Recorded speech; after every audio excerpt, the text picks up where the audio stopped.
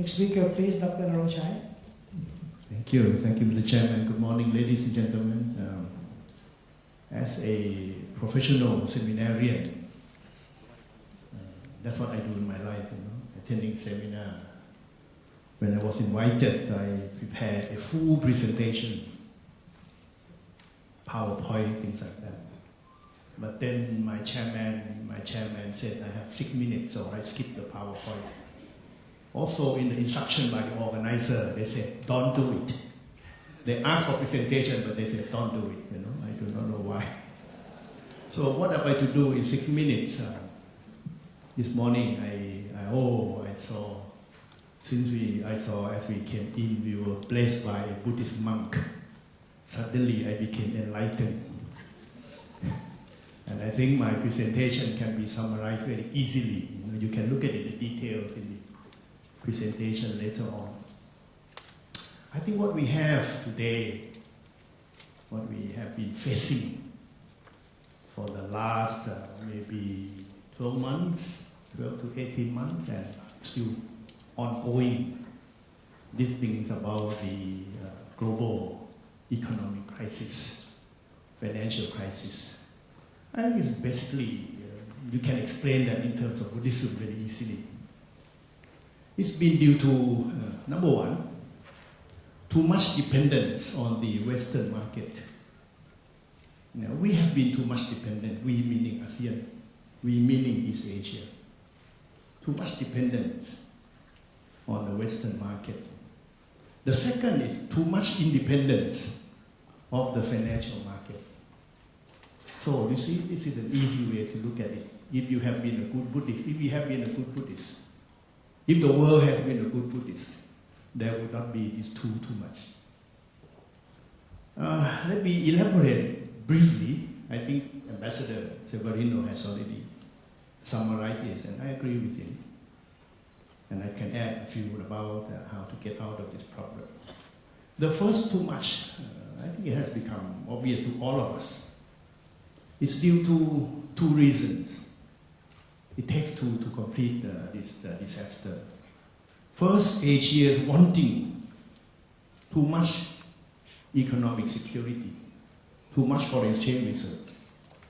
We kept accumulating foreign exchange reserve. Look at China, more than 2 trillion. Even little country, little economy like Thailand. We now have approaching 130 billion. And still, holding to it.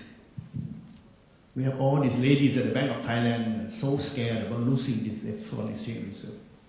So too much, wanting too much of this economic security. And the Middle East, they want too much out of their oil, too much money out of their oil. I mean, you don't blame them, but if they can do it, I'm sure they will try their best to do it. At the same time, the West, particularly the US, they're wanting to consume too much. I've been to the US since my school days back, practically every year. Every time I arrive to the US. My American friends, the American people, they look bigger and bigger and bigger. Their houses look bigger and bigger and bigger. Their bathrooms look bigger and bigger and bigger. So it's too much. All of us depend on this market. We've been following this export-led model, preached to us by the World Bank, by the IMF, showing the success of countries like Korea, Taiwan, and so on. And all of these ASEAN countries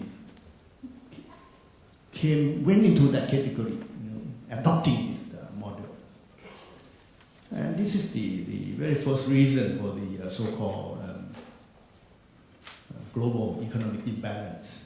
And anything in life, when it is imbalanced, it must fall. And the second is about this too much independence of the financial market. We adopted, not we, the world, and we went along with it. The so-called free market, free capitalism, which actually worked pretty well in the goods and services, but not so well in the financial sector. Even Adam Smith, back 200 over years ago, he said, he was a promoter of liberal market, but he said financial market needs to be more regulated. But we had this big bang introduced by the UK. We had all these governments saying that we must liberalize these financial sectors and so on. So we have these very intelligent American investment bankers coming up with all attractive financial products. I think Standard Chartered, I don't know whether you came up with that or not. And then with all our reserve that we have been accumulating, we just kept buying these financial products. And therefore they could continue to enjoy the deficit. Because we gave them the ability to continue the deficit. We cannot blame it on them alone. We do not know how to use our money.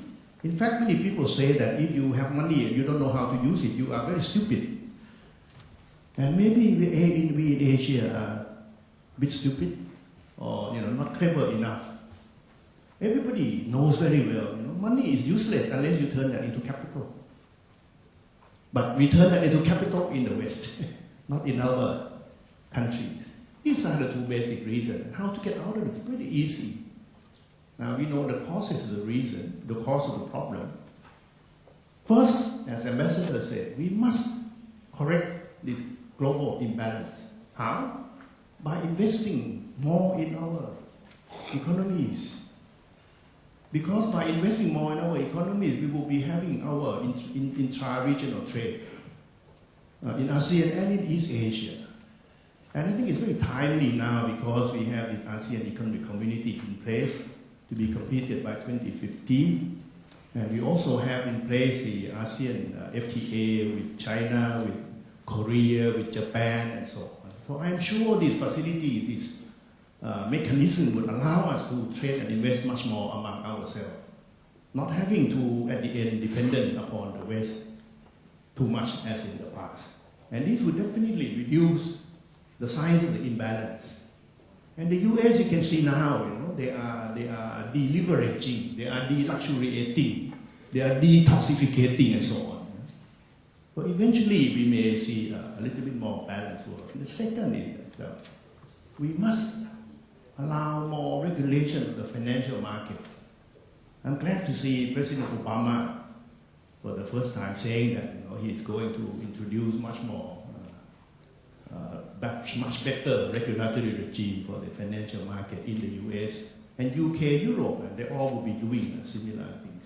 And we need to have this international financial organization like IMF and World Bank and so on, playing a much more important role in policing the so-called financial practices of the world. So myself, I feel that this crisis is good to have. And I think Mark Twain said, never waste a crisis. Mark Twain always has something good to say, I don't know why. So we should not waste this crisis. We should use it to turn the so-called current model, not completely, but a little bit away from the West in terms of trade and investment, a little bit more to the East Asia, ASEAN and East Asia.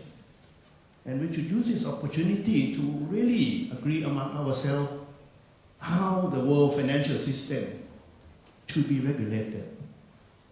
If that's the case, then we will have a much better decade after this crisis. Thank you very much. Thank you, Dr. narongchai.